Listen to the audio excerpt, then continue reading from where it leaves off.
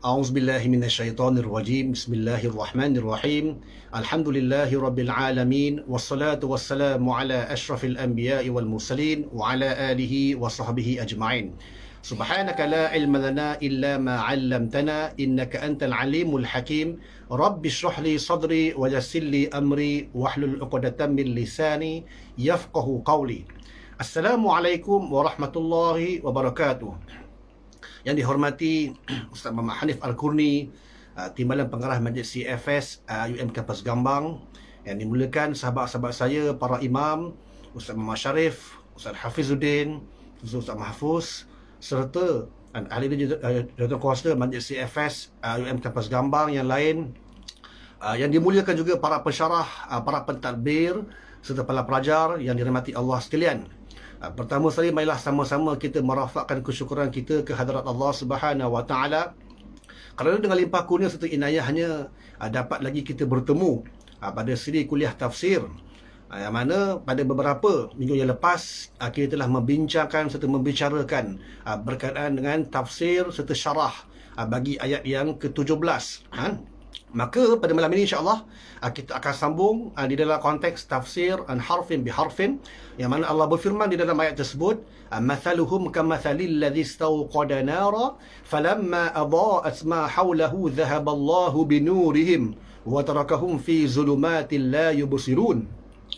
Yang mana mathaluhum ini bermaksud perbandingan hal mereka, yang mana Allah memberikan satu perbandingan ataupun permisalan sebagai contoh bagaimana orang kafir yang bersikap degil itu, yang mana Allah memberikan banyak pengajaran di dalam bentuk perbandingan kerana manusia ini lebih mudah untuk memahami contoh di dalam konteks perbandingan ataupun permisalan.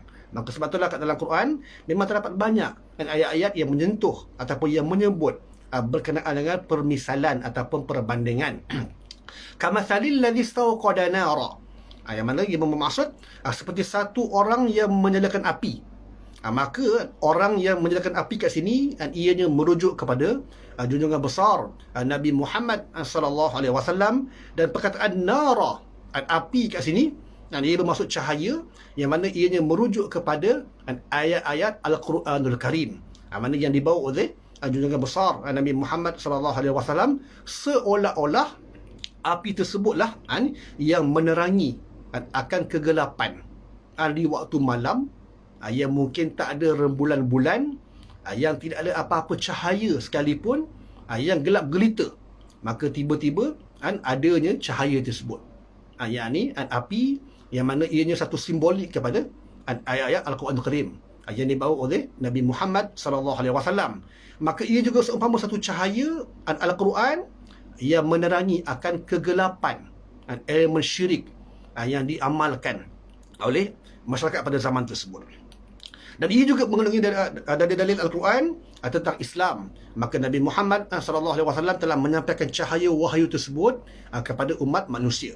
Falamma adaa'at ma hawlahu, dan apabila cahaya tersebut menerangi di keadaan ataupun di kawasan sekitarnya ataupun di sekelilingnya, hawlahu, yang mana bagi memahami akan maksud ayat-ayat tersebut, maka istilah idmaj, maka ia perlu diguna pakai di dalam ayat tersebut, iaitu kita mesti takdirkan ataupun masukkan sesuatu lafaz di dalam ayat tersebut, iaitu lafaz di antara nara dan juga falamma.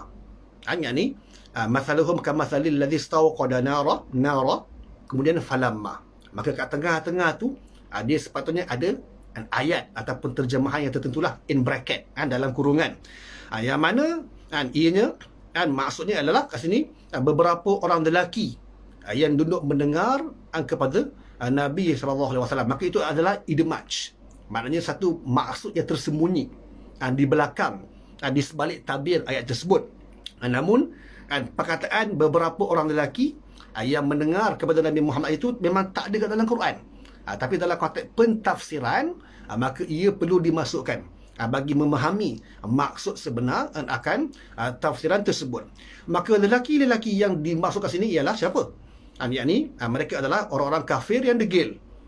Maka dalam konteks ayat ini sebenarnya ia merujuk kepada orang-orang Arab Mekah Tetapi disebabkan surah Al-Baqarah merupakan surah yang diturunkan selepas daripada peristiwa hijrah, surah Madaniyah, maka surah semestinya ia bukannya merujuk kepada orang-orang kafir Mekah, tetapi ia merujuk kepada kafir yang satu lagi, yakni orang-orang Yahudi serta orang-orang munafik yang tinggal bermastautin di kota Madinatul Munawwarah.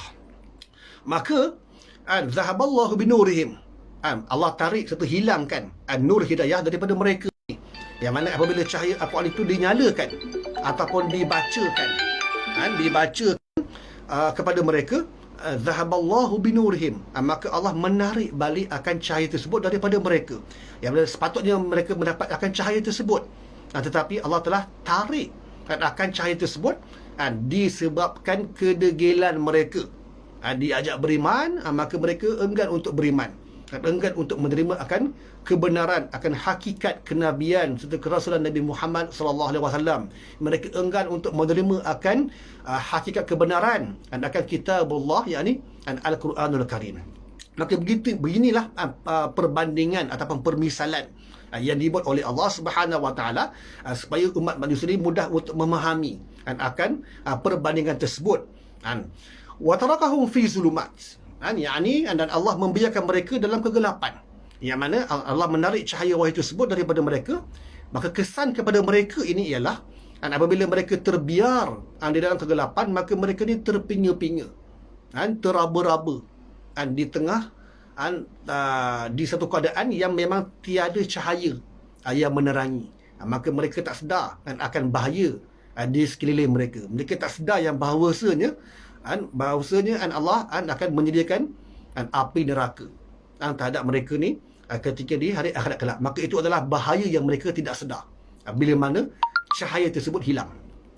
La yubsirun, maka mereka tak dapat nak melihat akan kegelapan ataupun elemen-elemen syirik yang mungkin bersarang di hati sanubari mereka, ataupun elemen-elemen kekufuran yang berada pada hati sanubari mereka. Sekaligus mereka tak dapat melihat akan hakikat kebenaran tersebut.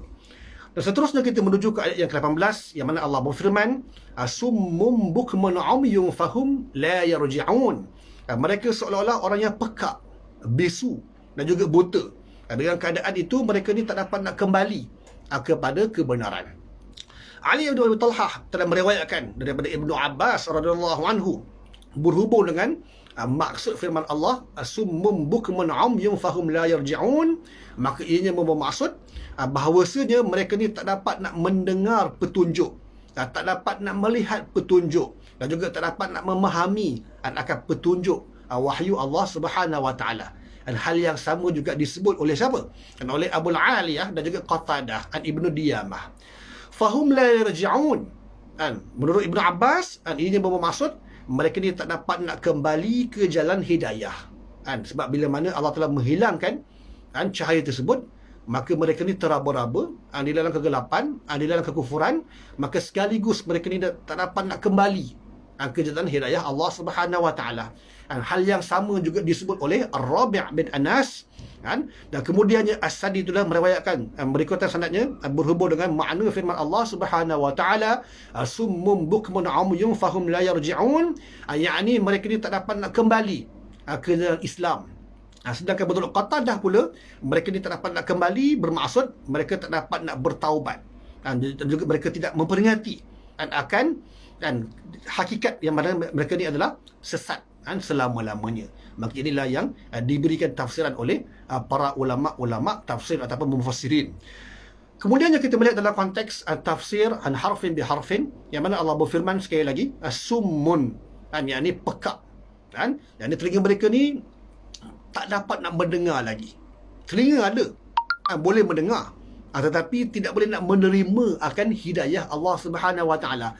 Bila mana diperkatakan kepada mereka ni berkenaan dengan ayat-ayat Quran, berkenaan dengan hidayah Allah Subhanahu Wa Taala, maka telinga mereka ni memang tak dapat nak menerima akan hakikat kebenaran tersebut. Bukmun, bisu, mereka ni ada mulut, ada lidah, ada lisan, boleh bercakap, tetapi mereka tak boleh lagi nak memperkatakan pasal hakikat kebenaran wahyu tersebut, disebabkan mereka telah jauh daripada hidayah dan Allah Subhanahu Wa Taala. Umyun, buta, yang mana mereka ni ada mata, boleh melihat, cumanya mereka tak dapat lagi nak melihat akan hakikat kebenaran wahyu Allah Subhanahu wa taala, walaupun kebenaran tersebut ditunjukkan, diperzahirkan, dipertonjolkan di hadapan mata mereka, tetapi mereka dah tak dapat nak lihat lagi. Kan, mata mereka ni, panca indera mata mereka ni, penglihatan mereka ni dah tak dapat nak menerima lagi akan hakikat kebenaran tersebut. Maka inilah sesuatu yang sangat membahaya. Bila mana Allah menghilangkan ketiga-tiga panca indera tersebut, ketiga-tiga nikmat tersebut, yakni nikmat penglihatan, nikmat pendengaran dan juga nikmat percakapan, maka hilanglah dia orang tersebut, yakni munafik tersebut, daripada hidayah Allah Subhanahu wa taala. Kalau satu ataupun dua tak okey lagi. Tetapi bila mana ketiga-tiga panca indera tersebut tak dapat nak digunakan pakai lagi, maka musnahlah mereka, jauhlah mereka lagi daripada hidayah Allah Subhanahu wa taala. Maka begitulah perumpamaan yang diberikan oleh Allah Subhanahu wa taala berkenaan dengan orang-orang yang kafir, yang mana mereka ni dah tak dapat lagi nak menerima akan hakikat kebenaran, yang mana hati mereka ni telah dikunci oleh Allah Subhanahu wa taala. Peluang mereka untuk menerima hidayah telah disekat oleh Allah Subhanahu wa taala lantaran disebabkan mereka ni terus-menerus menolak akan hakikat kebenaran tersebut. Fahum la yarji'un, yang mana mereka ni tak sekali-kali dapat kembali ke jalan hidayah Allah Subhanahu wa taala, ataupun mereka tak dapat nak kembali ke jalan tauhidullah, yang ini mentauhidkan Allah Subhanahu wa taala. Disebabkan apa? Disebabkan mereka telah kehilangan ketiga-tiga nikmat tersebut, yang ini nikmat penglihatan, nikmat pendengaran serta nikmat percakapan. Maka mereka tak dapat nak kembali ke jalan tauhid yang dibawa oleh Nabi SAW. Pada mulanya mereka ni memang ada peluang, terutama sekali ketika mana saat Nabi baru tiba ke Madinatul Munawwarah.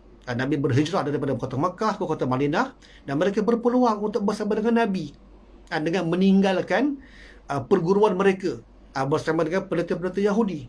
Tetapi tidak, mereka tetap kekal menziarahi tok guru mereka di kalangan pendeta-pendeta Yahudi tersebut, dan dalam masa yang sama juga mereka juga berguru dengan Nabi Muhammad sallallahu alaihi wasallam. Namun demikian hati mereka lebih berat terarah kepada perguruan mereka dengan pendeta-pendeta Yahudi tersebut. Maka ini menyebabkan mereka ni akhirnya mereka menolak akan kebenaran yang dibawa oleh junjungan besar Nabi Muhammad sallallahu alaihi wasallam. Seterusnya kita menuju ke ayat yang ke-19, yang mana Allah berfirman, "Aw kasayyibin minas samaa'i fihi dhulumatu wa ra'dun wa barq yaj'aluna asabi'ahum fi adhanihim minas sawa'iqi hadral maut wallahu muhitun bil kafirin." Atau perbandingannya seperti orang-orang yang ditimpa hujan lebat daripada langit bersama dengan gelap gelita serta guruh dan juga kilat, maka mereka menyumbat telinga-telinga mereka, mereka menyumbat jari jemari mereka ke arah telinga-telinga mereka, yang mana mereka takut mendengar suara petir, disebabkan mereka juga takut akan kematian. Maka masakan mereka boleh terlepas sedang pengetahuan serta kekuasaan dan Allah Subhanahu wa taala itu meliputi akan orang-orang kafir itu. Maka ayat ini merupakan satu perumpamaan lain, dan Allah memberikan satu perbandingan ataupun perumpamaan lain yang mana Allah menggambarkan keadaan orang-orang munafik. Seolah-olah macam mereka ni takut kepada bayang-bayang sendirilah. Mereka ni adalah kaum yang lahiriahnya kadang-kala menampakkan, menzahirkan Islam, tetapi kadang-kala mereka juga ragu terhadap Islam itu sendiri. Maka hati mereka ni berada dalam keraguan, kekufuran serta kebimbangan yang diserupakan dengan perkataan sayyib atau kasayyib, yang mana maksud sayyib itu adalah hujan, yang mana hujan ini Allah turunkan sebagai rahmat kepada seluruh alam. Maka demikianlah menurut pendapat Ibnu Mas'ud dan Ibnu Abbas serta sejumlah daripada para sahabat yang lain, juga menurut Abu Aliyah, Mujahid, Sa'id Ibn Jubair, Ata, Al-Hasan Al-Basri, Qatadah, Atiyah, Al-Awfi, Ata Al-Khurasani, As-Saddi serta Ar-Rabi' Ibn Amnas, berkaitan dengan maksud perkataan sayyib, yakni hujan. Menurut Al-Dhahak pula, makna sayyib ialah awan, lebih kuranglah maknanya awan inilah yang menunjukkan hujan. Maka menurut Al-Dhahak, sayyib ini bermaksud awan. awan yang ada yang membawa hujan tersebut ke sesebuah tempat. Tetapi menurut pendapat yang terkenal, pendapat yang masyhur, ianya bermaksud hujan yang turun daripada langit. Ini menurut pendapat setengah ulama lah. Sayyib bermaksud yakni hujan yang turun daripada langit. Maka dalam keadaan yang gelap gelita, bermaksud keraguan, kekufuran serta kemunafikan. Sedangkan maksud daripada suara guruh ialah rasa takut yang mencengkam hati ini. Mengingatkan orang-orang munafik ini sentiasa berada dalam keadaan ketakutan yang teramat sangat-sangatlah. Yang mana sebagaimana yang dinyatakan oleh Allah Subhanahu wa taala dalam ayat Quran yang lain, yang mana Allah berfirman di dalam surah Al-Munafiqun, ayahsabuna kulla sayhatin alaihim. Mereka mengira bahawasanya tiap-tiap teriakan yang keras itu ditujukan kepada mereka, yang kepada orang-orang munafik. Ini adalah perasaan takut ataupun kebimbangan yang memang wujud di hati sanubari golongan munafikin. Seterusnya kita melihat dalam konteks tafsir harfin biharfin, yang mana Allah berfirman au kasayyibin minas sama', yang bermaksud atau seperti ditimpa dari langit akan air hujan tersebut. Perkataan sayyib bermaksud awan yang ada hujan di dalamnya. Ini semua sedia maklumlah. Kita pun sendiri belajar sains zaman sekolah menengah dulu, yang mana air awan tersebut membawa gumpalan-gumpalan air sebelum ianya digugurkan ke atas muka bumi Allah ini. Yang mana dalam ayat tersebut air hujan ia adalah satu isyarat kepada wahyu Allah Subhanahu wa taala. Dari segi simboliknya lah, hujan ia seolah-olah macam wahyu Allah Subhanahu wa taala. Maka awan yang sebegitu tentunya tebal. Bila mana nak hujan ni, kita boleh melihat awan yang sangat tebal. Sangat tebal, gelap. Sebab apa gelap? Sebab ia melindungi akan cahaya matahari tersebut. Maka sebab itulah ianya gelap, mendung. Sebelum hujan kita boleh lihat keadaan ataupun situasi cuaca yang agak mendung. Maka ini adalah semua sedia maklum lah. Fi zulumat, yang mana di dalamnya ada kegelapan. Apabila awan tebal, maka suasana pun menjadi gelap gelita.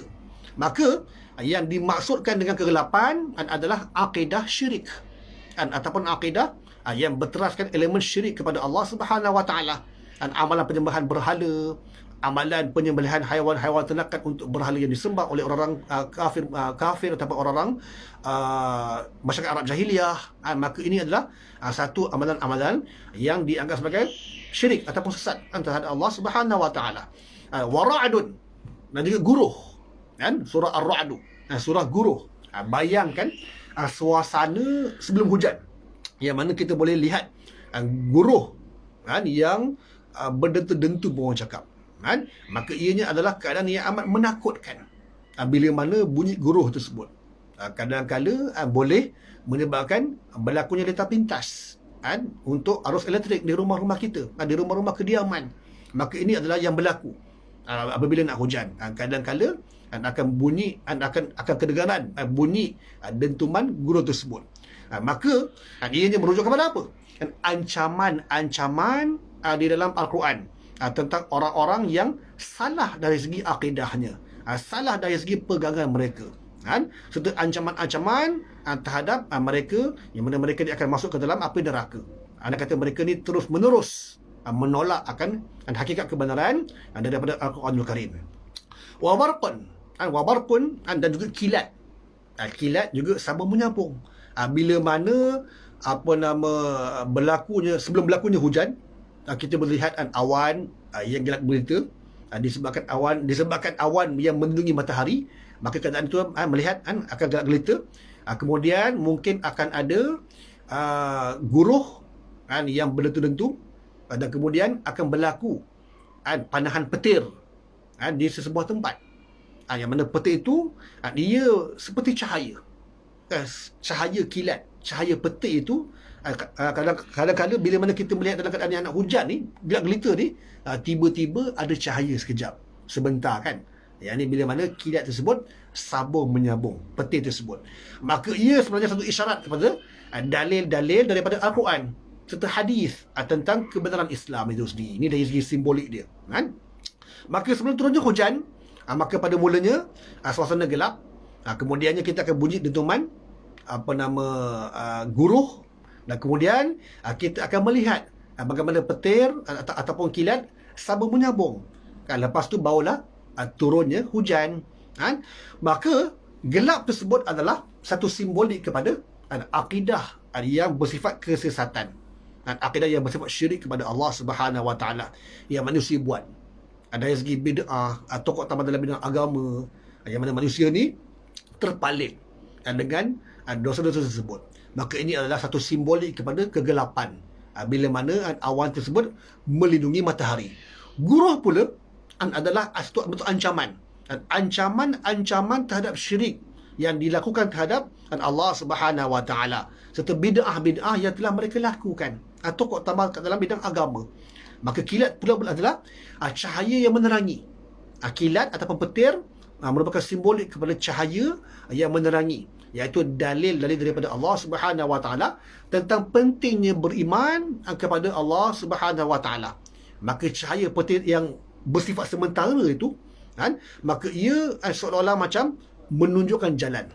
Jadi hujah serta bukti daripada Allah Subhanahu Wa Taala betapa jelasnya kesalahan serta kekorapan dalam konteks perbuatan serta fahaman syirik yang diamalkan oleh golongan tersebut. Ini golongan munafik lah, yang mana mereka menolak akan kebenaran Al-Quran serta kebenaran kenabian serta kerasulan Nabi Muhammad sallallahu alaihi wasallam. Maka semua itu adalah satu isyarat kepada bahawasanya tak lama kemudiannya akan turunnya hujan, yang mana air hujan tersebut adalah, semua orang tahu yang bahawasanya air hujan ini merupakan elemen yang sangat ditunggu-tunggu oleh setiap makhluk. Hujan rahmat lah orang kata. Yang ni untuk manusia pun sama juga, memerlukan air. Untuk haiwan, binatang, dekat kawasan dekat bumi Afrika sebagai contoh, kawasan yang mungkin kurang air pun sama juga. Yang mana mereka mendambakan turunnya hujan, hujan rahmat daripada Allah Subhanahu Wa Taala. Apatah lagi di kawasan mungkin dekat kawasan padang pasir. Ini zaman dulu-dulu. Ini orang Arab, mereka memang jarang menerima taburan hujan. Dekat Arab Saudi sebagai contoh, jarang menerima taburan hujan. Maka bila saat hujan nak turun ni, ia adalah saat yang memang ditunggu-tunggu oleh masyarakat setempat. Maka bila mana orang kata mereka tunggu-tunggu hujan, walaupun mereka menjangkakan hujan tersebut akan turun, tetapi sebelum hujan tersebut turun, keadaan sangat gelap gulita, dengan bunyi guruh, timbul ketakutan, dengan kilat sambung menyambung, maka timbul panik ataupun cemas di hati orang-orang munafik ini sebelum turunnya hujan tersebut. Yang ini ayat-ayat Al-Quranul Karim. Yaj'aluna asabi'ahum, yang ini mereka akan memasukkan jari-jemari mereka ni ke telinga-telinga mereka. Sebab apa? Sebab mereka takut. Ini Allah memberikan satu perbandingan, satu permisalan, satu analogi, yang mana bila mana bunyi guruh tersebut sampai kepada mereka, maka mereka ni akan cuba sedaya upaya mereka untuk memasukkan jari-jemari mereka ni ke telinga-telinga mereka. Walaupun dari segi logik akalnya memang tak ada masuk semualah, tetapi mereka dari segi analoginya Allah memberi perumpamaan yang bahawasanya mereka akan cuba sedaya upaya mereka ni untuk menutup halwa telinga mereka, pendengaran mereka, daripada mendengar bunyi yang akan guruh tersebut, bunyi dentuman guruh tersebut. Maka ini adalah satu bentuk mubalaghah ataupun bahasa kiasan lah kita sebut, yang mana mereka beria untuk menutup halwa telinga mereka daripada mendengar akan dentuman guruh-guruh tersebut. Fi adhanihim, ke dalam telinga-telinga mereka.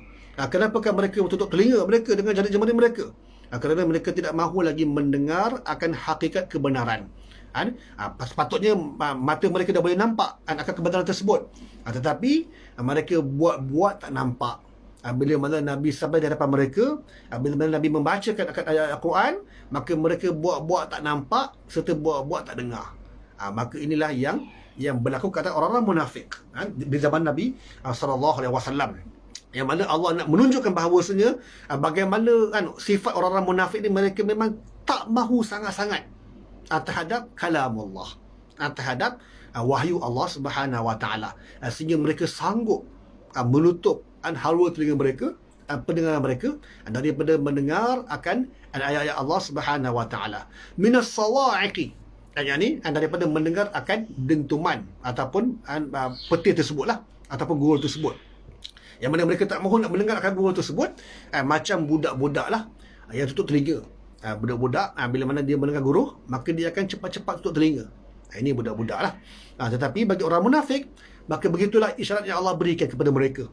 Di dalam konteks mereka ni, sedaya upaya mereka tak mahu terima Quran dan juga hadis, maka mereka akan menutup halwa telinga mereka daripada mendengar akan Al-Quran serta hadis-hadis Nabi sallallahu alaihi wasallam. Mereka ni adalah jenis yang memang tidak boleh ditegur ataupun diberikan nasihat daripada Nabi, daripada para sahabat dan sebagainya.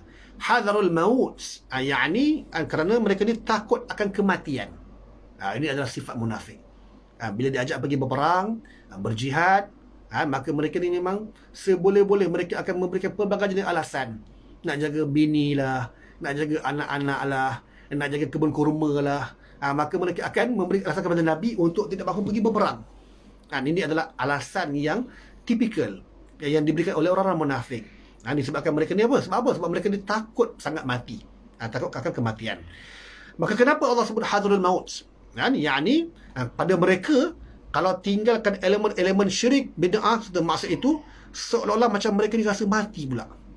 Ini yang Allah sebut. Mereka tak sanggup nak meninggalkan segala bentuk bid'ah yang mereka lakukan. Mereka tak sanggup nak meninggalkan sebarang elemen syirik, sebarang elemen kekufuran yang mereka lakukan, yang telah sebati di jiwa dan hati saudara mereka. Maka kalau dicabut, disingkirkan segala elemen syirik, segala elemen kekufuran di hati saudara mereka, maka ia seolah-olah macam sakaratul maut. Seolah-olah macam ada kematian yang akan menjemput mereka ni. Maka sebab itulah mereka ni takut akan kematian tersebutlah. Dari segi analoginya. Maka begitulah sayangnya mereka ini kepada apa yang mereka amalkan selama berhari-hari lamanya. Disebabkan apa? Disebabkan amalan-amalan syirik serta bid'ah yang sudah sebati di hati saudara mereka, sebagai budaya hidup mereka, cara hidup mereka dan sebagainya. Maka orang-orang munafik ini juga takut mati disebabkan mereka tak mahu melalui cabaran yang perlu dilalui di dalam konteks perjuangan Islam yang penuh dengan ujian, yang penuh dengan dugaan, serta pelbagai lagi rintangan yang akan dihadapi oleh orang-orang Islam. Maka orang-orang munafik ini mereka tak bersedia nak menghadapi akan cabaran-cabaran tersebut. Maka Allah sebut wallahu muhitun bil kafirin, yang mana Allah meliputi ilmunya terhadap orang-orang yang kafir itu, yang mana mereka ni boleh pergi ke mana saja, akan tetapi ilmu Allah Subhanahu Wa Taala ini adalah maha luas. Ia mampu meliputi apa yang mereka fikirkan dan apa yang mereka rancangkan, sama ada yang telah lepas, yang sedang berlaku, ataupun yang akan berlaku. Kesemuanya ilmu Allah meliputi akan perbuatan-perbuatan orang-orang kafir itu, yang ini orang-orang munafik, itu utamanya sekali. Kemudian Allah berfirman di dalam ayat yang ke-20, yang mana Allah berfirman, yakadul barqu yakhtafu absarahum kullama adaa lahum mashaw fihi wa idza azlama alaihim qamu walau syaa Allahu la dhahaba bi sam'ihim wa absarihim innallaha ala kulli syai'in qadir. Yang bermaksud kilat itu pula hampir-hampir menyambar ataupun menghilangkan penglihatan mereka. Tiap-tiap kali kilat itu menerangi mereka dengan pancaran cahaya kilat tersebut, maka mereka ni akan berjalan dengan menggunakan pakai cahaya petir ataupun kilat tersebut. Dan apabila gelap kembali menyelubungi akan mereka ini, maka berhentilah mereka menunggu dengan penuh bingungnya akan cahaya petir ataupun cahaya kilat yang seterusnya. Dan sekiranya Allah menghendaki, nescaya dihilangkan pendengaran serta penglihatan mereka buat selama-lamanya. Sesungguhnya Allah Maha Kuasa atas tiap-tiap segala sesuatu. Nah, kemudian dalam firman tersebut disebut berkenaan dengan hampir-hampir kilat itu menyambar penglihatan mereka. Ini yang Allah sebut. Yang mana Allah sebut dalam ayat tersebut, yakadul barqu yakhtafu absarahum. Yang mana dikatakan demikian kerana sifat cahaya kilat tersebut kuat serta keras. Sedangkan pandangan mata mereka ni, orang-orang munafik ini lemah, dan hati mereka ni tidak mantap akan keimanan mereka. Ibnu Ishaq telah mengatakan bahawasanya telah bercerita kepada kami Muhammad Ibn Abi Muhammad daripada Ikrimah atau daripada Sa'id bin Jubair daripada Ibnu Abbas radhiyallahu anhu berhubung dengan firman Allah Subhanahu wa taala, ayakadul barqu yakhtafu absarahum, dikatakan demikian kerana kuatnya cahaya kebenaran. Kan, kuatnya cahaya kebenaran, maka setiap kali kilat tersebut menyinari mereka, kan, maka mereka akan berjalan di bawah sinaran petir ataupun kilat tersebut. Maka bila keadaan gelap gelita kembali, maka mereka akan berhenti seketika, menunggu detik seterusnya petir ataupun kilat tersebut kembali bersinar. Maka inilah yang berlaku kepada orang-orang munafik, disebabkan mereka kagum dan mereka mengikuti akannya. Tetapi di lain waktu maka muncul pula keraguan yang membuatkan mereka ni gelap serta berhenti seketika dalam keadaan yang penuh dengan kebingungan.